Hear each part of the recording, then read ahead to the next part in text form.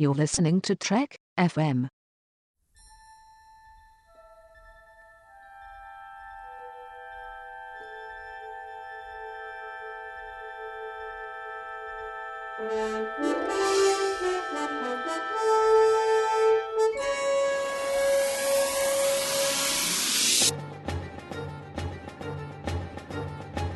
Hello and welcome to From There to Here, Trek FM's 50th Anniversary Rewatch of Star Trek, in which we look at all 729 episodes from beginning to end. I'm Mike from Stage 9. I'm Ken Tripp from Standard Orbit. And today we're going to be looking at a couple episodes of Deep Space Nine, Nor the Battle to the Strong, and The Assignment. So let's get started with Nor the Battle to the Strong. Ken, would you want to give a brief synopsis of this episode? Sure, I'd be happy to. This episode was focused on Jake and Dr. Bashir. So they're in a runabout, and they get a distress call from a planet that is under attack by Klingons. And I should preface this to say that Jake was doing a story on Bashir and was pretty bored and was looking forward and actually talked the doctor into going to this planet to do to help out with medical and rescuing, thinking it was going to be an adventure, and it turned out to be quite the opposite. So this really centered on going into real war, real battle, and it was a real grow-up show for Jake.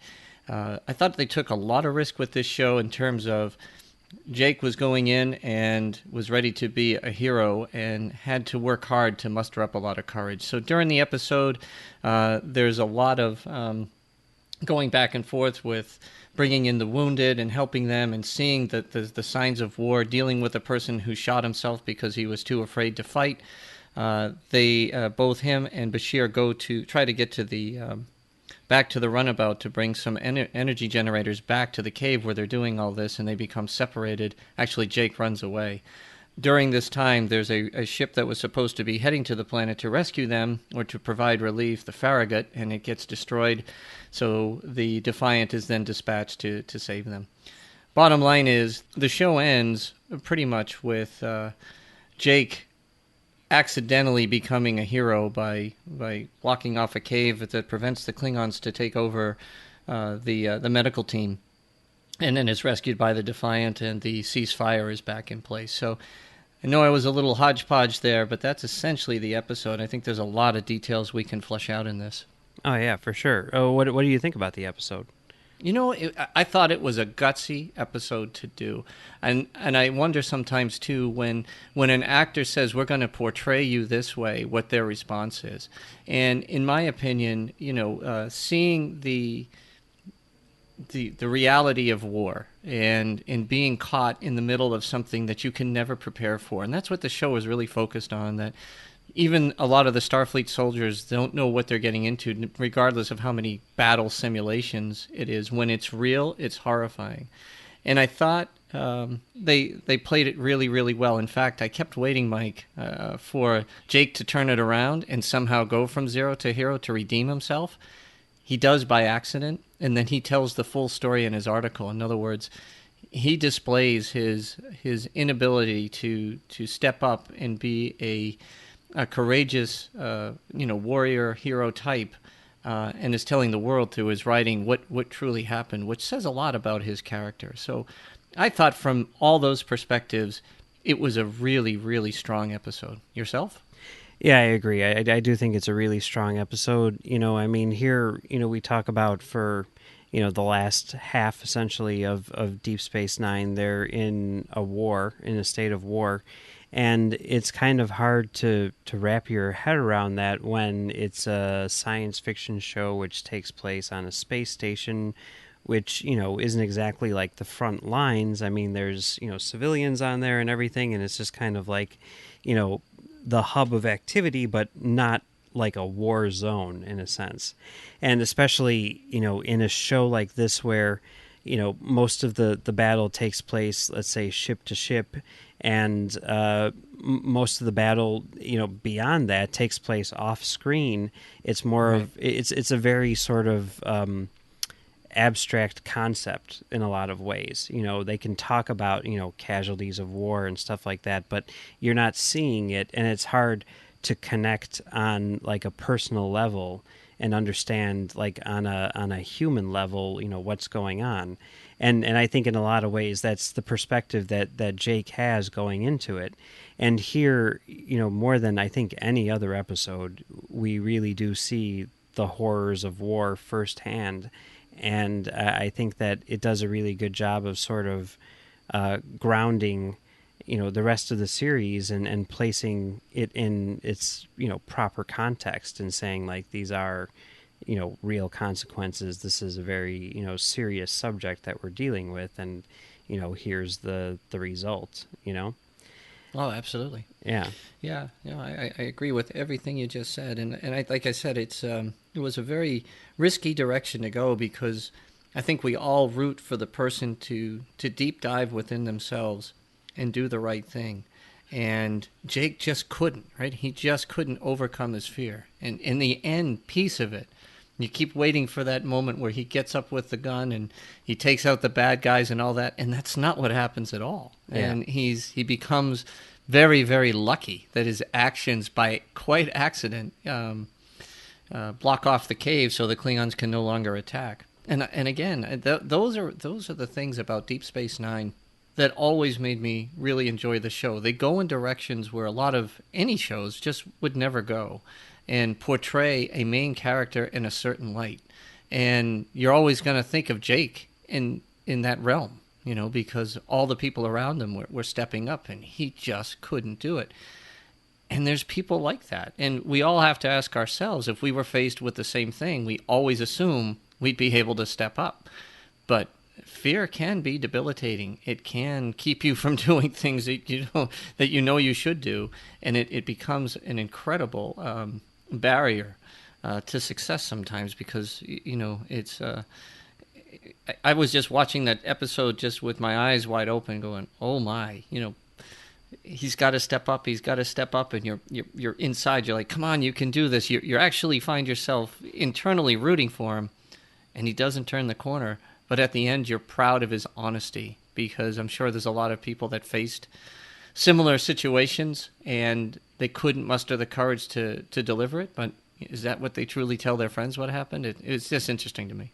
Yeah, no, I mean that scene at the end where his dad is reading the story, and you see that this is the story which he's publishing.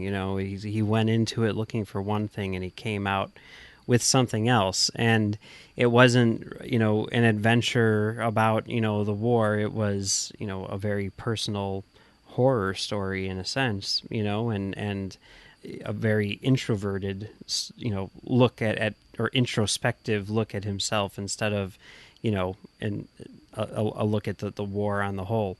And I think that's really interesting, and that really speaks a lot to his character as well, the fact that is the story which he chose to publish, and he didn't shy away from it, but decided to bring it to the forefront. It's really interesting, and really good episode. Yeah, I highly recommend it. I think it's it definitely turns a light on a lot of things that are happening in the real world today, and there's a lot of people dealing with such things, and it's a great allegory where people sometimes have difficulty trying to put themselves in a situation, and then the honest approach to dealing with it on the other side. To me, it was just a home run. Yeah, for sure. So should we move on to the next episode for today, which is The Assignment? In this episode, Keiko returns to the station, and she's not quite herself, and it turns out that she is possessed by what we learn is one of the Pah-wraiths. I believe this is the first episode with the Pah-wraiths, and she is basically forcing Miles to do her bidding in order to essentially set up a weapon which will destroy the wormhole aliens, and she's holding Keiko hostage in the process. And then Miles needs to try to figure out how to not only not kill the wormhole aliens, but also save his wife. So what did you think about the assignment? It's funny. As the show went on, I liked it more and more. Typical after a big show where there's a lot of action going in, I looked at the assignment and went, oh, here's the bottle show. And, Yep. Limited amount of participation and all that stuff. And they're going to do it on the cheap. And you know what? They came up with a very interesting, I thought, idea and premise.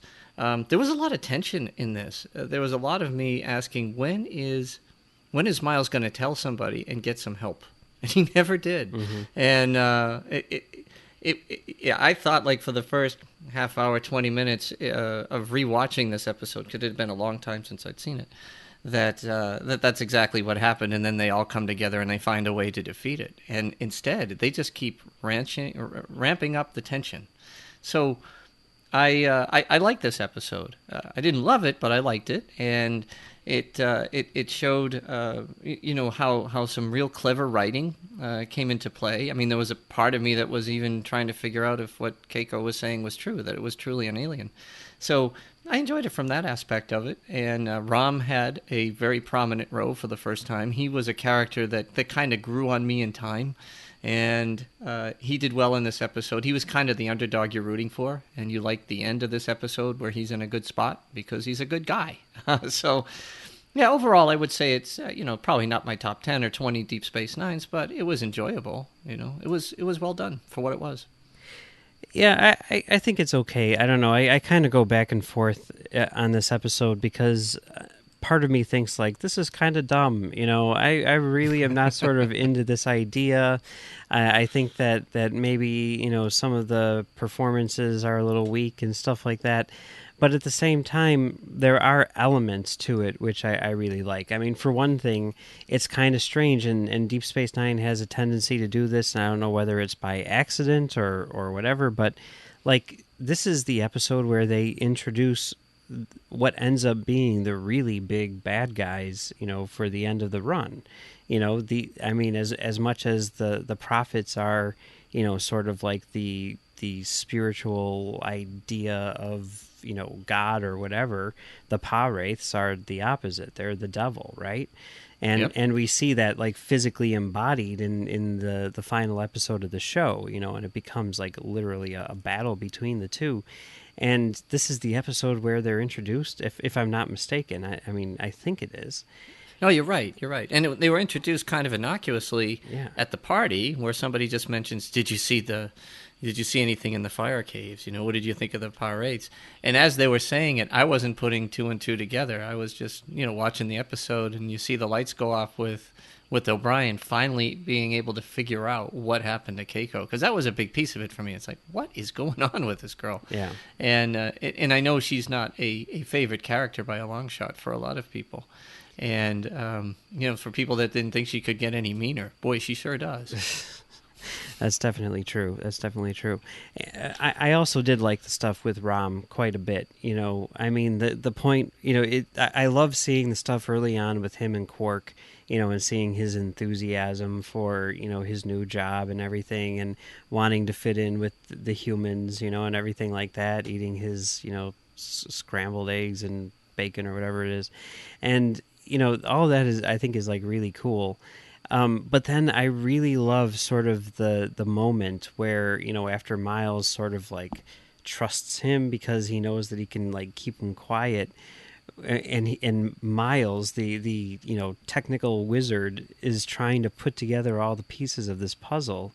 It's Ram who just sort of offhandedly is like, why are we trying to kill the prophets? And, like, he's the guy who figures it out. That's right. And it's one of, a number of moments throughout the series where you're like, Ram is, just flat out a genius, and no one gives him the credit for that, but he is, and he just hasn't had the opportunity to shine because Quark has been keeping him down, that kind of thing. So I really did like that moment quite a bit. I really loved, Ram's arc in this episode, and even though that's kind of like the B story in a sense, I think that kind of redeems whatever problems I had with the episode on the whole. So, yeah. All right. Well, I guess that pretty much wraps up Nor the Battle to the Strong and the assignment. Ken, where can people find you on the internet? You can find me on the Babel Conference. You can feel free to find me also on Twitter. My handle now is @BostonSCPO. And, as always, you can find me on Standard Orbit, Reboot. I was going to introduce myself as Reboot Mike, but I decided to go in another direction. So, Excellent. And you can find me on Twitter @Mumbles3K, or you can find me right here on Trek FM doing Stage 9, which is a show about the people who make Star Trek. All right. Well, that's it for today, but we will be back tomorrow to talk about an episode of Voyager and an episode of Deep Space Nine, Sacred Ground, and Trials and Tribulations.